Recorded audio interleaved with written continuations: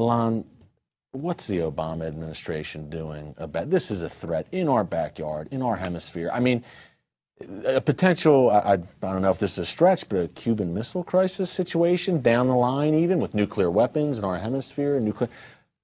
What's the Obama administration doing? Right now, the White House is tunnel visioned on Iran's nuclear program.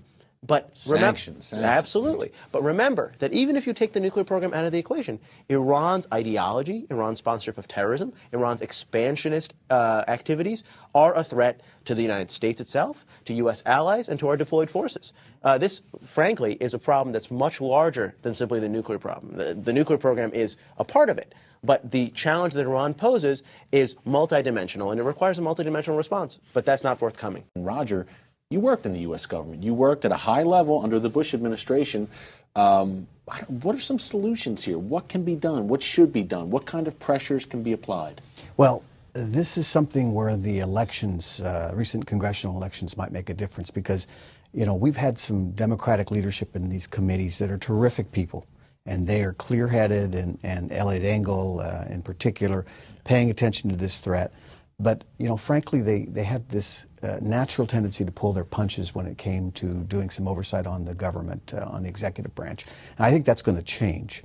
And I think those who are concerned with Iran, security in the Middle East, and in the Western Hemisphere are going to start holding the government accountable to have some kind of clear-headed strategy for dealing with this phenomenon. They're always worried about provoking Chavez, and I think the thing that we have to understand is it doesn't matter. You do not have. You would think we would know 12 years later that we don't have to provoke Chavez to hate the United States. Exactly. He doesn't need to be provoked.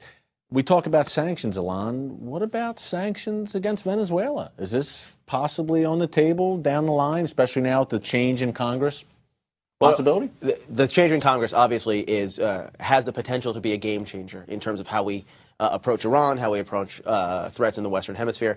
But the sanctions question is really an interesting one because, quite frankly, Congress, as Roger said, has been very bullish on sanctions and on pressure on Iran for a long time. But administrations, both Republican and Democrat, have tended to pull their punches.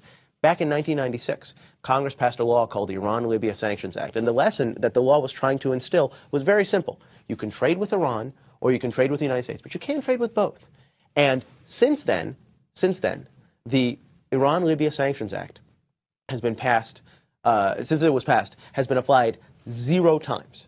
And the message that the U.S. government has sent by failing to apply it against Venezuelan companies, against Malaysian companies, against European companies, is that the United States government prefers bilateral trade over international security. Roger, real briefly, we have to wrap it up. Where's this heading? Where are we heading with this threat? Well, unless we get smart and see things the way Chavez sees things, not in our sort of logical framework, but in his. You know, as you alluded to, we didn't see the Cuban Missile Crisis coming. Nobody figured Castro would do that sort of thing. But we sort of stumbled onto it. This is one where a few folks are trying to call attention to it with evidence, with information, and with patriots from Venezuela trying to help us. And we just got to get the message. I'm not saying confrontation, but it necessarily awareness. But some smart, aware diplomacy to tell their neighbors, whether it's Brazil or Chile or Colombia, what's going on in that country so that they work with us to do something serious about it.